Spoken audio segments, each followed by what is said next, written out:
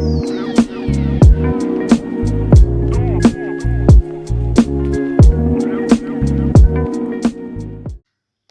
வணக்கம். Welcome back to my channel travel with Selvi. ரொம்ப நாளைக்கு அப்புறம் ஒரு லாங் வீடியோ.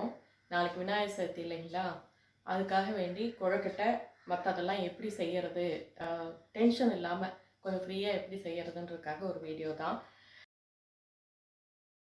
ஆக்சுவலாக இது ரொம்ப லேட் தான், நாளைக்குன்ற போது இன்றைக்கி போடுறது கொஞ்சம் லேட் தான்.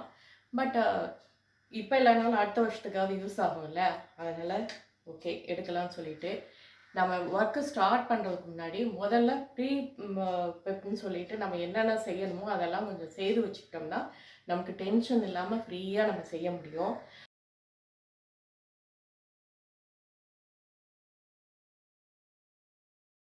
அதுக்கு என்ன பண்ணும் அப்படின்னா, நீங்கள் முதல்ல அந்த விநாயகர் சதுர்த்தி அன்னைக்கு சாப்பாடு செய்யணும், இதுவும் செய்யணும்னா முதல்ல சமையல் வேலையை முடிச்ச எல்லாத்தையும் எடுத்து வச்சுருங்க. ஈவன் மத்தியானம் சாப்பிட்டுட்டு ஈவினிங் தான் படைக்கிறோம்னா சாப்பிட்டு முடிச்சுட்டு அதுக்கப்புறம் நீங்கள் ஒர்க் ஆரம்பிங்க.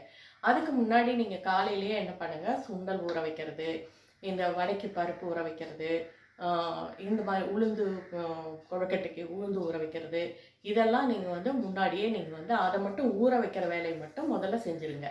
மற்றதெல்லாம் வந்து நம்ம வந்து சாப்பிட்டு முடிச்சுட்டு ரிலாக்ஸ்டாக ஜஸ்ட்டு அப்போ ஸ்டார்ட் பண்ணுங்கள். ஸ்டார்ட் பண்ணுறதுக்கு முன்னாடி இந்த மாதிரி ஏலக்காயை பொடிச்சு வச்சுக்கோங்க. அதே மாதிரி வெல்லத்தை துருவி வச்சுக்கோங்க, தேங்காய் திருகி வச்சுக்கோங்க. இதெல்லாம் ஸ்டார்ட் பண்ணி வச்சுட்டோம் அப்படின்னா நமக்கு வந்து வேலை வந்து ரொம்ப ஈஸியாக சுலபமாக டென்ஷன் இல்லாமல் செய்யலாம். ஃபஸ்ட்டு செய்ய போகிறதுக்கு முன்னாடி டேக் எ லாங் பிரெத், அதுக்கப்புறம் ரிலாக்ஸ்டாக செய்ய ஆரம்பிக்கலாம். வாங்க என்னென்ன பண்ணுறதுன்றதை காமிக்கிறேன் பாருங்கள். நான் பார்த்தீங்கன்னா சுண்டல் ஊற வச்சுருக்கேன். சுண்டல் வந்து நான் வந்து நேற்றே ஊற வைக்க மறந்துட்டேன். அதே தான், முன்னாடியே ஊற வைக்க மறந்துட்டீங்க அப்படின்னா கொஞ்சம் ஒரு 2 ஹவர்ஸ் முன்னாடியோ இல்லை 1 ஹவர் முன்னாடியோ கூட அதை வந்து கொண்டக்கடலையை நீங்கள் வந்து ஹாட் பேக்கில் போட்டு நல்லா சூடான தண்ணியை ஊற்றி டைட்டாக மூடி வச்சிட்டிங்கன்னா ஒரு 1 ஹவர்லேயே வந்து அது வந்து ஊறிடும். அதுக்கப்புறம் நீங்கள் வந்து குக்கரில் வச்சு நீங்கள் வேக வச்சு எடுத்துக்கலாம். அதுக்கப்புறம் நான் வந்து வடைக்கு வந்து உளுத்தம்பருப்பு ஊற வச்சுருக்கேன். நான் எல்லாமே இந்த ஆழாக்கில் ஒரு ஆழாக்கு தான் நான் போட்டிருக்கேன். எங்களுக்கு இருக்கிற ஆள் கம்மின்றதுனால அந்த மாதிரி நான் போட்டிருக்கேன். நான் உங்களுக்கு நீங்கள் அதுக்கு தகுந்த மாதிரி போட்டுக்கோங்க. நான் இதால் ரேஷியோ சொல்கிறேன், நீங்கள் எந்த கப்பால் எடுக்கிறீங்களோ அதுக்கு தகுந்த மாதிரி நீங்கள் ரேஷியோ எடுத்துக்கோங்க. இதில் வந்து நான் ஒரு கப்பு வந்து உளுத்தம்பருப்பு வடைக்கு போட்டிருக்கேன். இந்த உளுத்தம்பருப்பு பார்த்திங்கன்னா பூர்ணத்துக்கு காரப்பூர்ணம் செய்வோம்ல, உளுந்து காரப்பூர்ணம், அதுக்கு வந்து அதே தான், இதே உழக்கால் ஒரே ஒரு உழக்கு போட்டிருக்கேன். இதை வந்து நான் வெளியில் வைக்கிறேன். வடைக்கு ஊற வச்சது மட்டும் நான் ஃப்ரிட்ஜில் வச்சுருவேன் அரைக்க போகிற வரைக்கும். ஏன்னா அப்போ தான் வந்து மாவு நல்லா பூத்து காணும் வரும். அதுக்காக வேண்டி ஃப்ரிட்ஜில் வச்சிட்டோம்னா அந்த தண்ணியவே தெளித்து அந்த ஃப்ரிட்ஜில் வைக்கும் போதே நல்ல தண்ணி வச்சு நல்லா 2 தரம் வாஷ் பண்ணிவிட்டு, 2 தரம் வாஷ் பண்ணிட்டு நல்ல தண்ணி ஊற்றி ஊற வச்சுருங்க. அதே தண்ணியவே விட்டு நம்ம அரைச்சிக்கலாம். அதுக்கப்புறம் இந்த பிள்ளையார்பட்டி கொழுக்கட்டைன்னு சொல்லுவாங்க இல்லையா, பாசிப்பருப்பு வெல்லம் வச்சு செய்கிறது, அந்த கொழுக்கட்டைக்கு நான் வந்து அரிசியும் பாசிப்பருப்பையும் கழுவிட்டு எடுத்து வச்சுருக்கேன். நான் இதை வறுக்கணும், ஆனால் நான் அப்படியே வறுக்காமல் கழுவி வச்சுருக்கேன். கழுவி தண்ணியை வடித்து வச்சுருக்கேன். இந்த உழக்கால் ஒரு உழக்கு பச்சரிசி எடுத்திருக்கேன், அரை உழக்குக்கு பாசிப்பருப்பு எடுத்திருக்கேன், 1க்கு அரை. இதுதான், எந்த நீங்கள் கப்பில் போட்டிங்கனாலும் இதுதான். இதை வந்து நம்ம வறுக்கணும், வறுத்து பொடிக்கணும். அது நான் தனியாக உங்களுக்கு சொல்கிறேன். அவ்வளோதான். இந்த பாருங்கள், வெல்லம் பொடிச்சு வச்சுட்டேன், தேங்காய் திருகி வச்சுருக்கேன், ஏலக்காயும் பொடி பண்ணி வச்சுருக்கேன். இதெல்லாம் முன்னாடியான செய்கிற வேலையை செய்து வச்சுருக்கேன் நான். இதில் பார்த்திங்கன்னா நான் இப்போ வந்து இந்த அரைச்ச வறுத்துட்டு இதை வந்து நம்ம பொடிச்சுக்கலாம். முதல்ல கழுவி வச்ச அரிசியும் பாசிப்பருப்பு நல்லா தண்ணியெல்லாம் வடிஞ்சு பாருங்கள், சொலப்புலன்னு இருக்கு இல்லையா, அதை வந்து போட்டு நல்லா வறுத்துக்கலாம். கொஞ்சம் சவக்க வாசம் வர்ற அளவுக்கு வறுத்துக்கலாம். இன்றைக்கி நாங்கள் 5 வகை கொழுக்கட்டையும், அப்பம், பிள்ளையாருனாலே அப்பம் வேணும்ல, அப்பமூட நவல் பொரின்னு பாட்டே இருக்கு இல்லையா, அதனால் அப்பம், அதுவும் சுண்டல் வடை. சில பேர் வந்து பாயசம் வைப்பாங்க, கண்டிப்பாக வைப்பாங்க. பாயசம் வந்து எப்படின்னா, நீங்கள் வந்து சேமியா ஜவ்வரிசி இந்த பாயசம்லாம் வைக்காமல் முடிஞ்ச வரைக்கும் பாசிப்பருப்பு பாயசம், பாசிப்பருப்பும் கடலைப்பருப்பும் சேர்ந்த பாயசம், இல்லைன்னா அரிசி பாயசம், இது முடிஞ்ச வரைக்கும் இது வைக்க பாருங்கள். அடுப்பை நல்லா மிதமான தீயில வச்சு இந்த மாதிரி கருகாமல் சவக்கிற மாதிரி வறுத்து எடுத்துருங்க. அவ்வளோதான். அது ஆறட்டும். அதுக்குள்ளே நம்ம அடுத்த பூர்ணம் ரெடி பண்ணிக்குவோம். இந்த ஸ்பூனால் கிட்டத்தட்ட 1 ஸ்பூன் வந்து நான் வந்து நிலக்கடலை எடுத்துருக்கேன். அதே அளவுக்கு பொட்டுக்கடலை. இதை ரெண்டையும் பொடி பண்ணிக்கிட்டு இது மாதிரி நான் 2 பங்கு வந்து நம்ம தேங்காய் எடுத்துக்கணும். அதாவது என்னென்னா, இப்போ இதால் 1 கப் அளவுக்கு நம்ம வந்து தேங்காய் எடுக்கிறோம் அப்படின்னா 1/2 கப்பு நிலக்கடலையும் 1/2 கப்பு பொட்டுக்கடலையும். இந்த நிலக்கடலையும் பொட்டுக்கடலையும் நல்லா ரவை பதத்துக்கு பொடிச்சிக்கலாம். பொடிச்சிட்டு நெய் விட்டு தேங்காய் தூளை வதக்கிட்டு இதையும் கூட சேர்த்து வெல்லம் தூளும் சேர்த்து நல்லா பரட்டிட்டு ஏலக்காய் தூள் பரட்டி எடுத்து வச்சோன்னா ஒரு பூர்ணம் ரெடி ஆயிரும். இதை பொடிச்சிட்டு வரேன். அந்த பூர்ணம் ரெடி பண்ணுறதுக்கு முன்னாடி நம்ம எள்ளு கொழுக்கட்டைக்கு எள்ளு வறுத்துக்கலாம். நான் இந்த எள்ளு பார்த்திங்கன்னா நான் வாங்கிட்டு வந்ததுமே வந்து இதை அரித்து கழுவி காய வச்சு எடுத்து வச்சுருக்கேன்.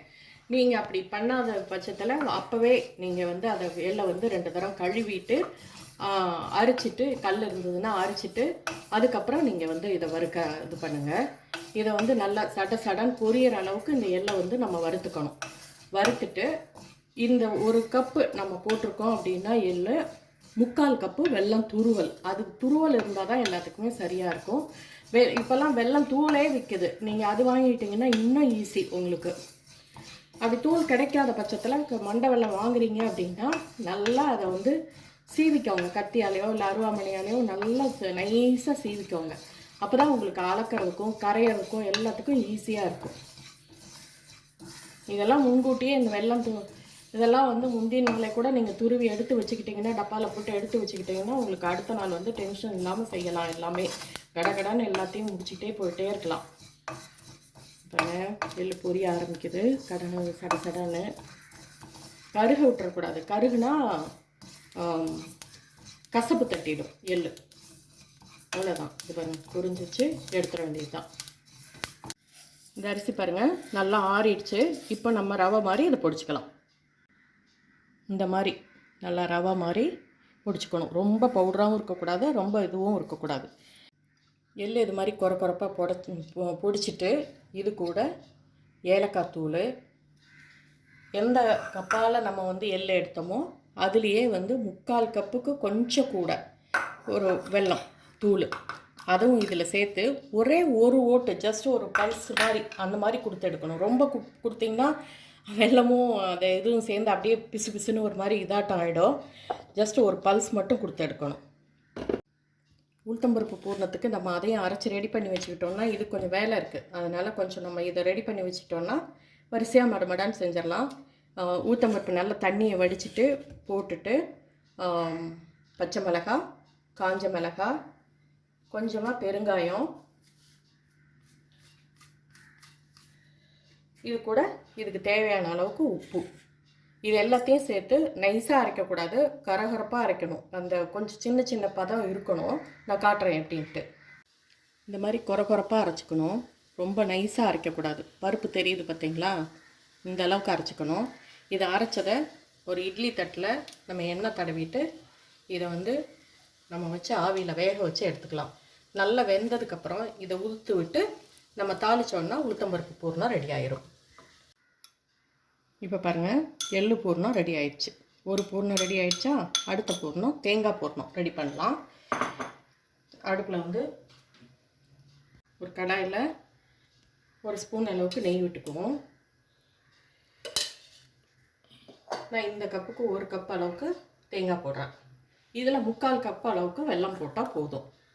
இதை வந்து வெல்லம் பாகு எடுத்து ஊற்றலாம். உங்களுக்கு வந்து வெல்லத்தில் வந்து மண் இருக்குது, கல் இருக்குது அப்படின்னு டவுட்டாக இருந்துச்சு அப்படின்னா நீங்கள் வந்து வெல்லத்தை வந்து 1 கப்புக்கு 3/4 கப் அப்படி எடுக்கிறீங்க அப்படின்னா ஒரு 1/4 கப் அளவுக்கு தண்ணி சேர்த்துட்டு லேசாக அந்த வெல்லம் கரையிற அளவுக்கு மட்டும் சூடு பண்ணிவிட்டு வடிகட்டி இதோடு சேர்த்துக்கலாம்.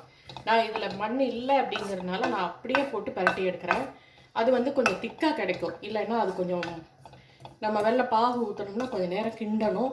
ரொம்ப கிண்டிட்டோன்னா அப்புறம் கமர்கட் மாதிரி ஆயிடும். ரொம்ப கிண்டிடக்கூடாது, அது ஒன்று பார்த்துக்கணும். கொஞ்சம் லைட்டாக இந்த தேங்காயில் இருக்கிற ஈரப்பதம் மட்டும் குறையட்டும். இது கூட கொஞ்சம் ஏலக்காய் தூளும் போட்டுக்கலாம். சர்க்கரையெல்லாம் கலக்காமல் வெறும்னே ஏலக்காய் மட்டும் பொடிச்சிட்டு அந்த தோல் எடுத்து டீ தூளுக்குள்ளே போட்டுட்டு வெறும் பவுடர் மட்டும் எடுத்து வச்சுருக்கேன்.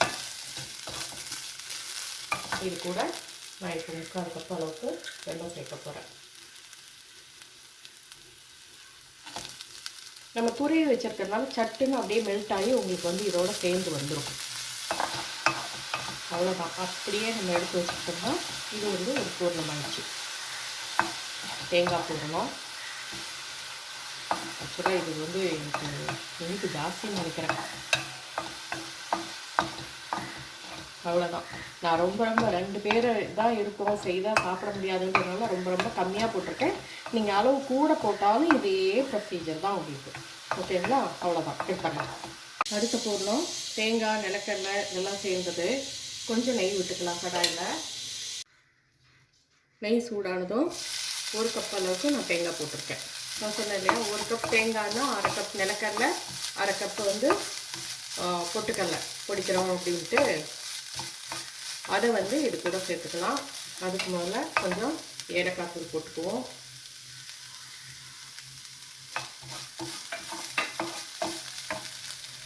அதை 1 கப் 1/2 கப்பு நிலக்கடலை 1/2 கப் பொட்டுக்கடலை பொடிச்சாலே கிட்டத்தட்ட 1 கப் அளவுக்கு வந்துடும் நமக்கு.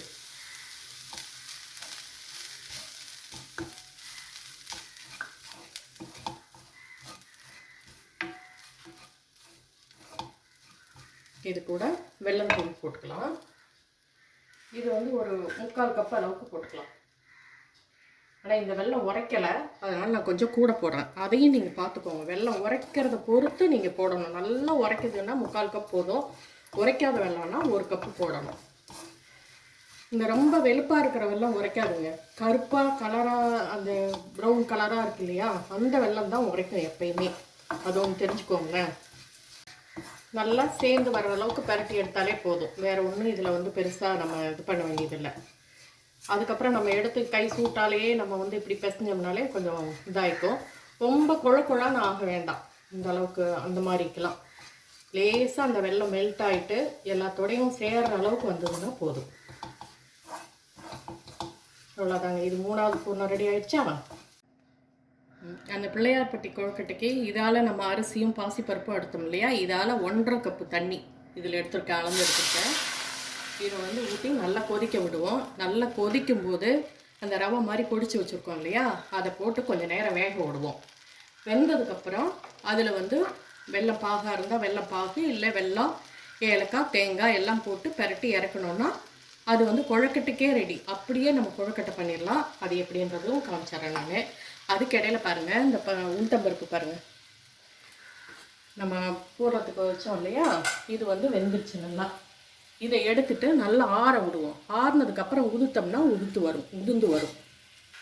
இது தண்ணி நல்லா கொதிக்குது இல்லை. இப்போ நம்ம அரைச்சி வச்சதை உள்ளே போட்டுடலாம். அரைச்சதில்லை, பொடிச்சது பாருங்க. இது ஓரளவுக்கு நல்லா வெந்துருச்சு அந்த தண்ணியில். இப்போது வெல்லம் போட்டுக்கலாம். நீங்கள் வெள்ளை பாகு ஊற்றட்டாங்கன்னா இந்த டைமில் வெள்ளை பாகை ஊற்றிக்கோங்க. நான் வெல்லமாகவே போட்டுவிட்டேன். கரைஞ்சிரும், இந்த சூட்லேயே கரைஞ்சிரும், சரியாக இருக்கும். இது கூட ஒரு சிட்டிகை அளவுக்கு வழக்கம் போல் உப்பு.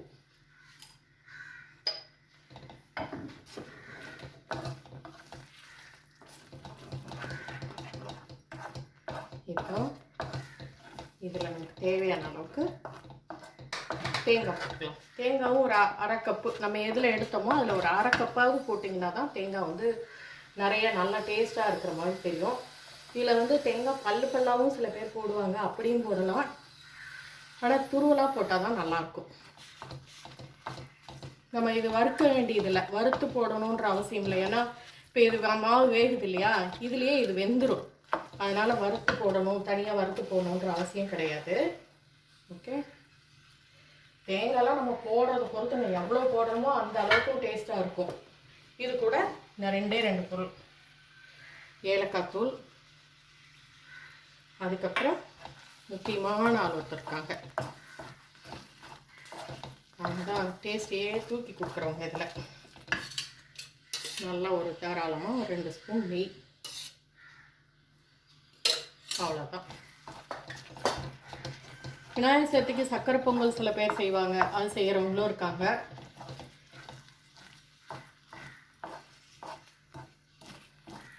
ஆனால் சக்கரை பொங்கலெல்லாம் விட கொழுக்கட்டை, சுண்டல், அப்பம், வடை இதெல்லாம் தான் ரொம்ப முக்கியம்னு வச்சுக்கோங்களேன். அவல் பொரி,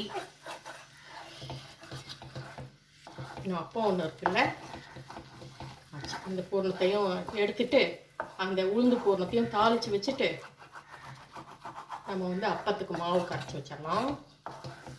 அதுக்கப்புறமா மேல் மாவு ரெடி பண்ணி நம்ம கொழுக்கட்டை ஒவ்வொன்றா பண்ணுனா, நான் சொல்ல மறந்துட்டேனே, வீட்டில் யாராவது பெரியவங்க இருக்காங்க, அவங்க வந்து கொழுக்கட்டை செய்வாங்க அப்படின்னா, நீங்கள் மீன் டைம் மேல் மாவு ரெடி பண்ணி நீங்கள் அவங்களுக்கு கொடுத்துட்டிங்கன்னா, நீங்கள் ஒவ்வொரு பூர்ணமாக அவங்க செய்ய செய்ய நீங்கள் வந்து அவங்க ஒரு ஒரு கொழுக்கட்டை செஞ்சு கொடுத்துக்கிட்டே இருப்பாங்க.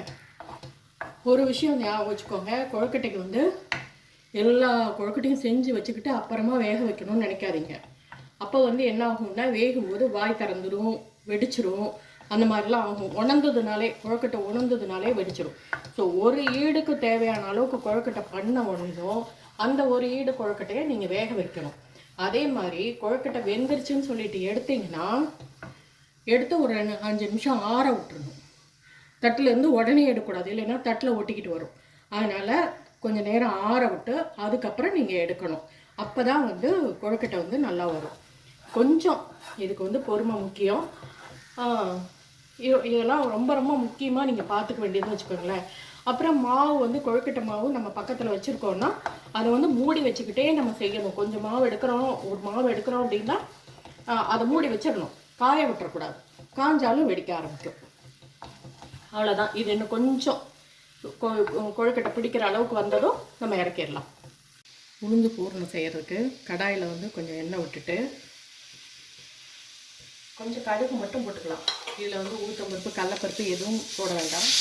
அதெல்லாம் போட்டோம்னா கொழுக்கட்டைக்குள்ளே கடுக்குன்னு இருக்கும். அதனால் எதுவுமே வேண்டாம். பெருங்காயம், மிளகாய் எல்லாம் ஏற்கனவே போட்டு அரைச்சிட்டோம். சும்மா 2 கருவேப்பிலை மட்டும் போட்டுட்டு நம்ம இந்த உளுந்தை போட்டு, உளுத்தம்பருப்பு வந்து வெந்ததும் இந்த மாதிரி உளுத்துக்கணும். அப்படி உதுக்க வரலைன்னா மிக்சி ஜாரில் போட்டு ஒரு பல்ஸ் கொடுத்து எடுத்திங்கன்னா உங்களுக்கு பொலப்பொலன்னு இந்த மாதிரி வந்துடும் உங்களுக்கு. ஓகேவா? அந்த உளுந்தோட இது வந்து கொஞ்சம் குழப்பாக தான் இருக்கும். நீங்கள் வந்து இதில் போட்டு கொஞ்சம் நம்ம பெரட்டி எடுத்தோம்னா கொஞ்சம் அந்தளவுக்கு பொலப்பொலன்னு வரும். ஓகேவா?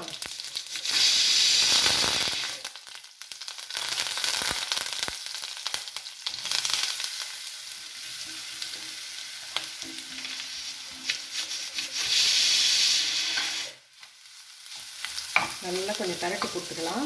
கூடவே என்ன பண்ணலாம், கொஞ்சம் தேங்காய் போட்டுக்கலாம். கொஞ்சம் நேரம் நல்லா பரட்டி கொடுத்தோன்னா நல்லா பொலப்பொலன்னு வரும். உங்களுக்கு பொலப்பொலன்னு வந்ததும் நான் காட்டுறேன். பாருங்கள், நல்லா பொலப்பொலன்னு உப்புமா மாதிரி ஆயிடுச்சு பார்த்தீங்களா? இந்த அளவுக்கு வர வரைக்கும் கொஞ்சம் பொறுமையாக சிம்மில் வச்சு நம்ம கிண்டி இறக்கிக்க வேண்டியதுதான். இப்போது உளுந்து பூர்ணமும் ரெடி ஆயிடுச்சு. 4 வகை பூர்ணம் ரெடி. பிள்ளையார்பட்டி கொழுக்கட்டைக்கு மாவு ரெடி ஆயிடுச்சு.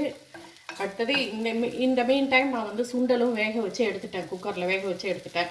சுண்டலை தாளிச்சிட்டு நம்ம அப்பத்துக்கு மாவு கரைச்சி வச்சுட்டு உளுந்துக்கும் வடைக்கும் உளுந்து அரைச்சிட்டோம்னா அவ்வளோதான்.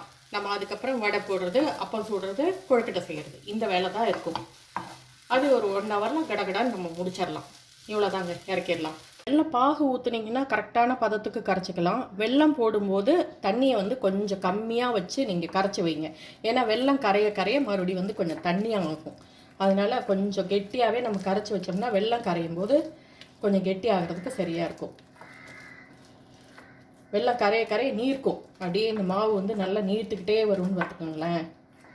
என்ன தான் நம்ம நைஸாக நம்ம துருவி இருந்தாலும் அதில் இருக்கிற அந்த சின்ன சின்ன கட்டிங்க இல்லை வெள்ளம் மெல்ட் ஆகி வர்றது இதெல்லாம் சேர்த்து கொஞ்சம் இதாகும். தண்ணி மட்டும் பார்த்து நிதானமாக ஊற்றணும். இல்லைன்னா ஒன்றும் பிரச்சனை இல்லை, மறுபடியும் கொஞ்சம் மாவு போட்டுக்கலாம், அவ்வளோதான். வேறு ஒன்றும் கிடையாது. சொதப்பலாம். சொதப்புறதுல வந்து ஐயோ சொதப்பிடுச்சேன்னு பயப்படவே வேண்டாம். அந்த சொதப்பலை எப்படி சமாளிக்கணுங்கிறது தெரிஞ்சால் போதும், சமையலை சூப்பராக பண்ணிடலாம். சொதப்பல் வராமல் எப்பேற்பட்ட செஃப்புக்குமே சொதப்பல் வரும் தான். கேட்டு பார்த்தா தெரியும் எதை சொதப்புனாங்க, எப்படி சமாளித்தாங்க அப்படின்ட்டு. எல்லாமே ஒரு நேரம் வரதான் செய்யும், அதை சமாளிக்கணும், அவ்வளோதான். இவ்வளோதான். இப்படி நம்ம கெட்டியாக இருக்கட்டும். வெல்லம் கரைஞ்சி வரும்போது ஊற்றும்போது திக்னஸ் வேணும்னா பார்க்கலாம், இல்லைன்னா கொஞ்சம் தண்ணி கலந்துக்கலாம். இவ்வளோதாங்க. இது கூட ஒரு சிட்டிகை வந்து உப்பு சேர்த்துக்கணும். அப்போ தான் டேஸ்ட் இருக்கும்.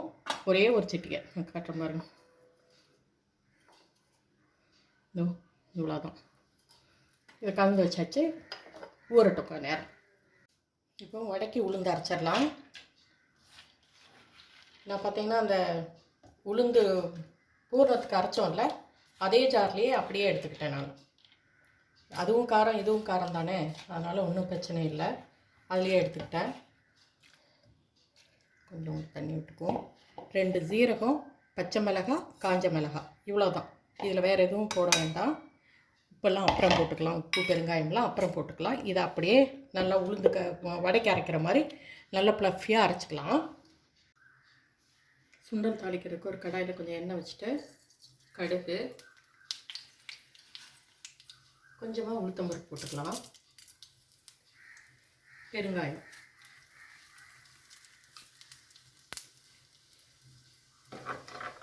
அவ்வளோதான். இதுக்கு வந்து வெங்காயம் போடக்கூடாது. நம்ம சாமிக்கு படைக்கிறோன்றதுனால வெங்காயம் போடக்கூடாது எப்பயுமே. வடைக்கும் சரி, நீங்கள் சாமிக்கு படைக்கிறது அப்படின்னா வடைக்குமே நீங்கள் வந்து வெங்காயம் போடக்கூடாது. உங்களுக்கு இல்லை அப்படி வெங்காயம் போட்டே ஆகணும்னா முதல்ல கொஞ்சம் வெங்காயம் போடாமல் முதல்ல ஒரு இது சுட்டு சாமிக்கு எடுத்து வச்சுக்கிட்டு நீங்கள் அதுக்கப்புறம் வேணால் வெங்காயம் போட்டுக்கலாம். கொஞ்சம் உளுத்தம் போட்டு கலந்ததும் கருவேப்பிலை மட்டும் போட்டுக்கலாம்.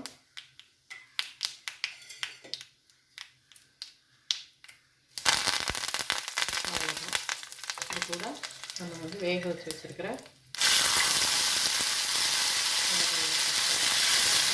கொட்டக்கடலை டிமார்ட்டில் இருக்குல்ல, அந்த கொட்டக்கடலை வாங்கி வச்சுருந்தாங்க. அதுதான் இது. நீங்கள் சப்போஸ் இதுக்கு வந்து உப்பு போட்டு நீங்கள் வந்து வேக வச்சுருந்தீங்கன்னா விட்டுருங்க. நான் வந்து காலையில் தான் ஊற போட்டேன்றதுனால உப்பு போடாமல் வேக வைக்கிறேன். வெந்ததுக்கப்புறம் நம்ம வந்து தாளிக்கும் போது போட்டுக்கலாம்னு சொல்லிட்டு அதனால நான் இப்போ கொஞ்சமாக உப்பு சேர்த்துக்கிறேன். சாரி, மறந்துட்டாங்க. காஞ்ச மிளகாய் போடணும். காஞ்ச மிளகாய் போட்டால் தான் நல்லாயிருக்கும்.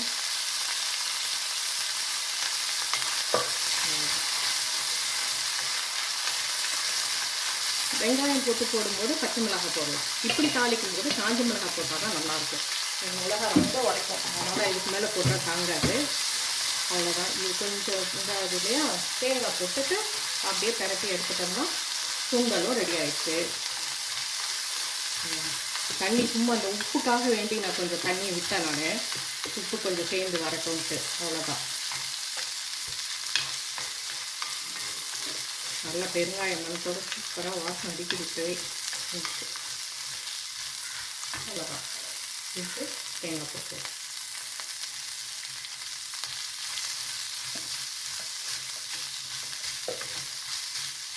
இவ்வளோதாங்க.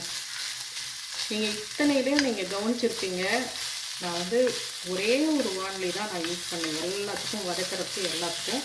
இப்போ நான் சுண்டல் தாளிக்கிறதுக்கு மட்டும்தான் இந்த வானிலை யூஸ் பண்ணியிருக்கேன். இதையும் எடுத்துகிட்டு சும்மா லைட்டாக கழுவிட்டு வடையும் இதில் தான் நான் சுட போகிறேன். நான் இப்படி நீங்கள் வந்து பாத்திரம் வந்து சிம்பிளாக நீங்கள் மாற்றி மாற்றி அதுலேயே எடுத்து வச்சு யூஸ் பண்ண கற்றுக்கிட்டீங்கன்னு வச்சுக்கோங்களேன், உங்களுக்கு வந்து சிரமம் தெரியாது. அவ்வளோதான். இதை நிறுத்திடுவோம். சுண்டலும் ரெடி ஆகிடுச்சு. கொஞ்சம் கொத்தமல்லி தழை மட்டும் தூவிக்கலாம், நல்லாயிருக்கும் வாசமாக. அவ்வளோதாங்க, சுண்டல் ரெடி. இப்போ பாருங்கள்,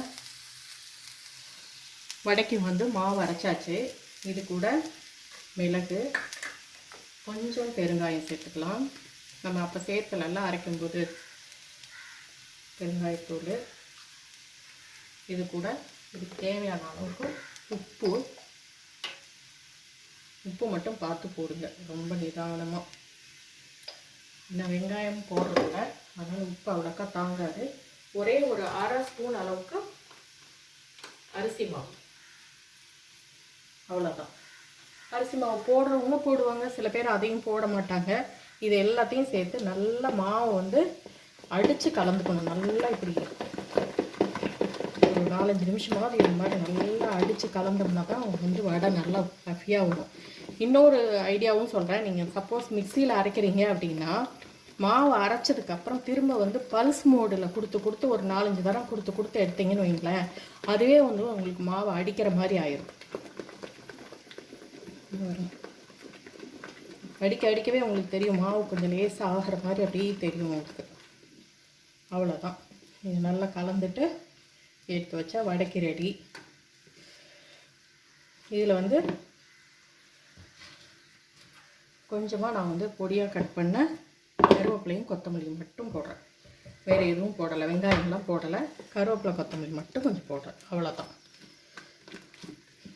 மாவு பாருங்கள் நல்லா அப்படியே ஃப்ளஃபியாக இருப்பார். அவ்வளோதான். இனிமேல் ஒவ்வொன்றா நம்ம வந்து அடுப்பில் ஏற்றி இறக்க வேண்டியது தான் பாக்கி. எல்லா ப்ரிப்ரேஷனும் ரெடி பண்ணி வச்சாச்சு. இப்போ அவ்வளோதாங்க. இனி வரிசையாக செய்வோமா? பிள்ளையார்பட்டி கொழுக்கட்டைக்கு அரிசியும் பாசிப்பருப்பும் வறுத்து பொடிச்சோம், கிளறி வச்சோம் இல்லைங்களா, அந்த மாவில் இந்த மாதிரி பிடி கொழுக்கட்டை மாதிரியும் இப்படியும் செய்யலாம். அப்படி இல்லை அப்படின்னா சின்ன மாதிரி உருண்டையாக இந்த மாதிரிக்கும்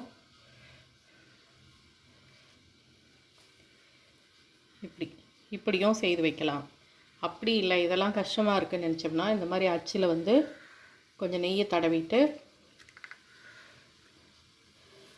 எனக்கு எப்பயுமே இந்த அச்சு வந்து உடன்பாடு கிடையாதுங்க. நம்ம கையால் செய்கிறது தான் எனக்கு வந்து திருப்தியாக இருக்கும். நான் இதில் அதிகமாக செய்யவே மாட்டேன், அந்த இதுக்கே போக மாட்டேன்னு வச்சுக்கோங்களேன். அச்சுக்கே இருக்கும், நிறையா இருக்கும் அச்சு, ஆனால் நான் செய்ய மாட்டேன்.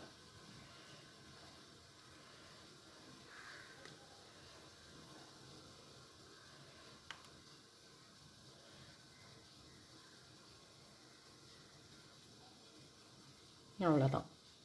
இப்படி மோல்டுலேயும் செய்து வச்சுக்கலாம். எப்படி வேணாலும் நம்ம செய்துக்கலாம். ஒரே இதுலேயே வந்து 2-3 தான் செய்து வச்சுக்கலாம்.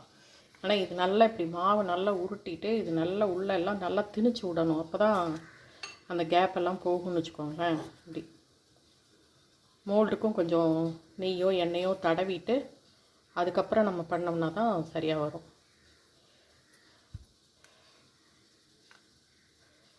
அவ்வளோதான். சரி, செய்தாச்சு. இன்னொன்று இதிலே செய்துருவோம், மோல்ட்லேயே.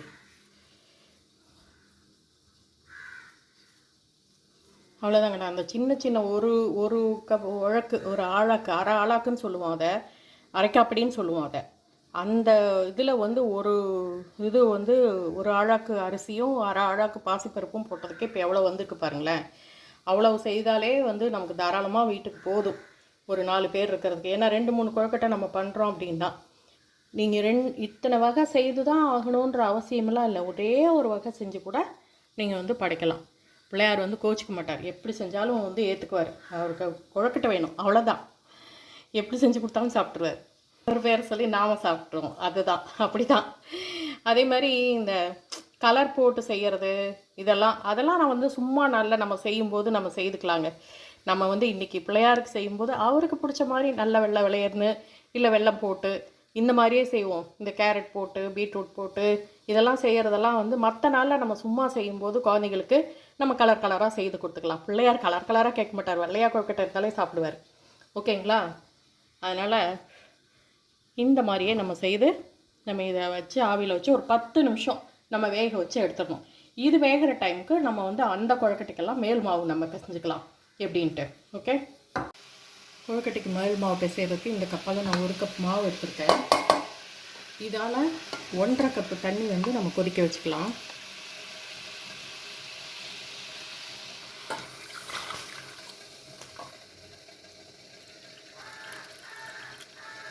இது கொஞ்சம் முன்ன பின்ன தான் நம்ம ஊற்றிக்க போகிறோம் இல்லையா, அதனால் நம்ம முன்ன பின்ன தான். இப்போ இந்த மாவில் பார்த்திங்கன்னா நம்ம கொஞ்சமாக உப்பு, அதுக்கப்புறம் சும்மா ஒரு 1/4 ஸ்பூன் அளவுக்கு சர்க்கரை சேர்த்துக்கலாம். கொஞ்சம் டேஸ்ட்டாக இருக்கும் அந்த மாதிரி சேர்த்துக்கிட்டோம்னா. இதில் வந்து நீங்கள் கொஞ்சம் டவுட்டாக இருக்குது, நம்ம வெடிச்சிருமோ அப்படின்னு நீங்கள் நினச்சிங்கன்னா 1 ஸ்பூன் மைதா இல்லைன்னா 1 ஸ்பூன் கோதுமை மாவு நீங்கள் சேர்த்துக்கலாம். இது கூட ஒரு ஸ்பூன் அளவுக்கு நெய் சேர்த்துக்கலாம்.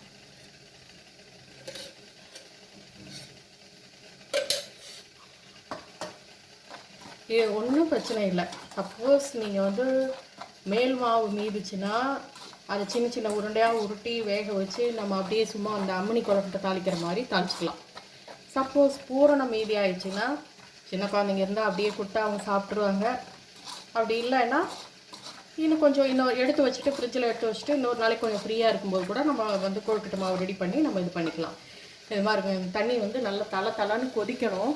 கொதிக்கும்போது நம்ம கொஞ்சம் கொஞ்சமாக ஊற்றி இந்த மாவில் ஊற்றி கிளறி ஒரு 5 நிமிஷம் மூடி வச்சிடலாம். அந்த மூடி வச்சுருக்கிற கேப்பில் நம்ம வந்து அப்போ ஊற்றிடலாம். பாருங்க நல்லா கொதிக்குது இல்லையா? இப்போது எடுத்துட்டு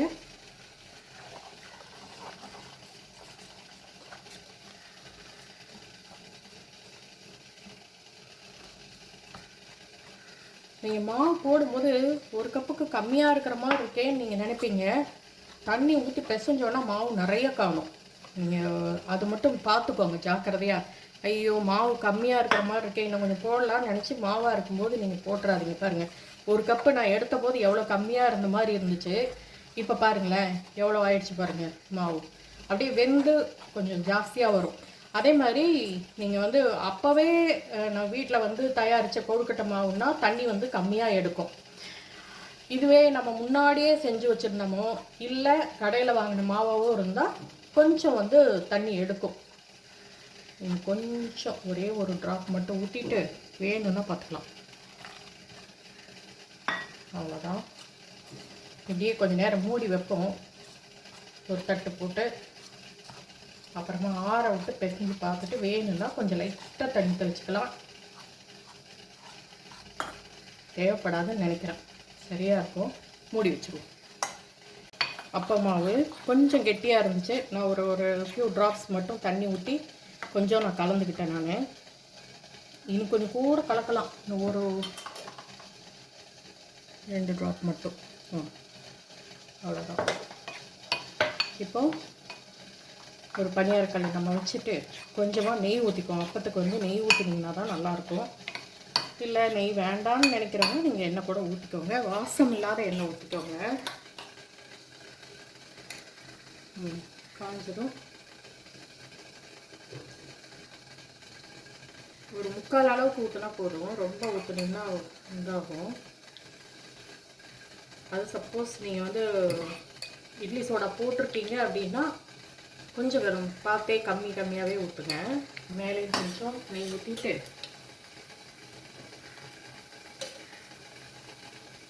வெந்ததும் திருப்பி காட்டுறேன். நல்லா ஒரு பக்கம் செவந்த விட்டு திருப்பி வைக்கலாம். இது நார்மலாக நம்ம செய்கிற இனிப்பு பணியாரம் மாதிரி தான் தெரியும். ஆனால் இது அப்போன்னு சொல்லுவாங்க. நீங்கள் இன்னும் நல்லா ஆத்தென்டிக்காக செய்யணுன்னா நீங்கள் வந்து அரிசி அரைச்சி நீங்கள் அதுலேயும் செய்யலாம். பச்சரிசி அரைச்சி அதுலேயும் இந்த மாதிரி நீங்கள் செய்யலாம். ஓகேங்களா? இந்த பக்கம் சவந்ததும் எடுக்கலாம். அடுப்பை வந்து நிதானமாக வச்சுக்கோங்க. அப்போ தான் மெதுவாக உள்ளெல்லாம் கொஞ்சம் வேகிறதுக்கு சரியாக இருக்கும். அடுத்தது வடை போட ஆரம்பிச்சிடலாம். இது பாருங்கள். அப்போ 2 பக்கமும் நல்லா செவக்க விட்டு எடுத்து வச்சாச்சு. அவ்வளோதான். அப்போ எல்லாம் முடிஞ்சிடுச்சு. இதுக்கப்புறம் வடை எடுத்தால் வடை வேலையும் முடிஞ்சிடும். உங்களுக்கு வேணுங்கிற அளவுக்கு கூட நீங்கள் போட்டுட்டு அப்புறமா நீங்கள் ஒரு டைம் கிடைக்கும்போது கூட மெதுவாக உங்களுக்கு தேவையான அளவுக்கு நீங்கள் போட்டுக்கலாம். எடுத்து ஃப்ரிட்ஜில் வச்சுட்டு கூட மாவு எடுத்து வச்சு ஃப்ரிட்ஜில் வச்சுட்டு கூட நீங்கள் அப்புறமா கூட நீங்கள் போட்டுக்கலாம். மாவு பாருங்கள், நல்லா பிசைஞ்ச மாவு கரெக்டாக அந்த தண்ணியும் எதுவும் சரியாயிடுச்சு. இந்த அளவுக்கு கையில் ஒட்டாத பதமாக வந்தோம்னா நல்லா பிசைஞ்சு வச்சாச்சு. இப்போ கொழுக்கட்டை பண்ண ஆரம்பிச்சிடலாம். ஆனால் வந்து நம்ம மாவை ஒரு உருண்டை எடுத்ததும் மூடி வச்சுக்கணும். அப்போ தான் வந்து உங்களுக்கு காயாமல் இருக்கும். மாவு வந்து காயாமல் இருக்கும்.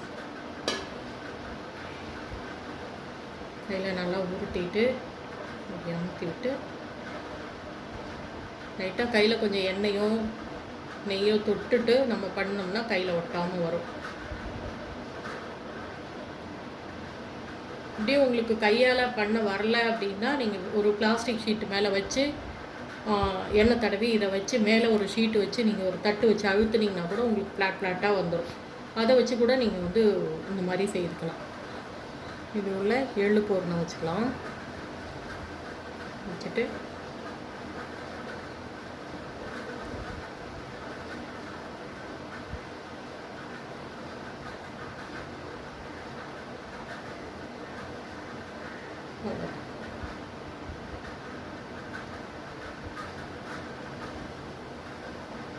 அது என்னவோ தெரில, எள்ளு பூர்ணத்துக்கு இந்த மாதிரி தான் கொழுக்கட்டை பண்ணுவாங்க.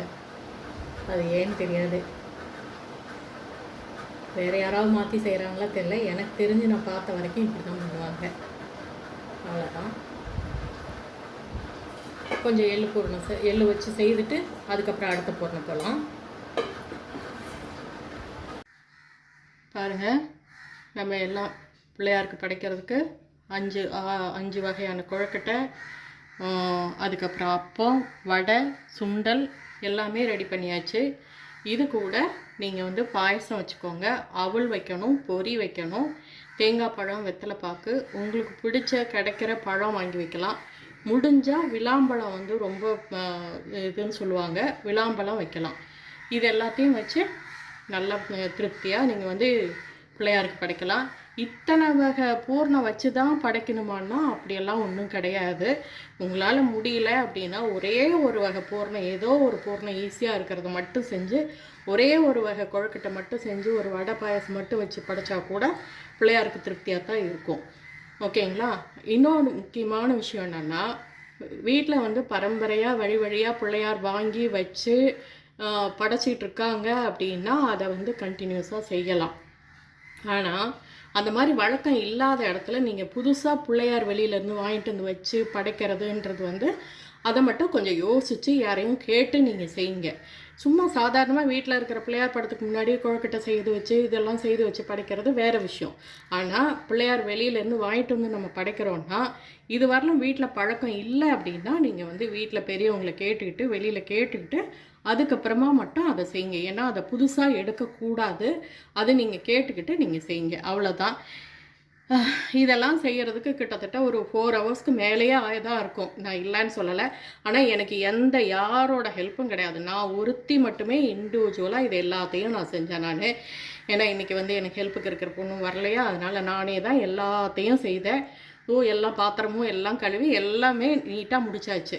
டென்ஷன் இல்லாமல் நிதானமாக நிதானமாக பொறுமையாக நீங்கள் செஞ்சீங்கன்னா எல்லாமே நல்லா வரும். நான் இது வரலும் செஞ்ச எதுலேயுமே எதுவுமே வந்து சொதப்பெல்லாம் போகலை, எல்லாமே ரொம்ப நல்லா தான் வந்திருக்கு.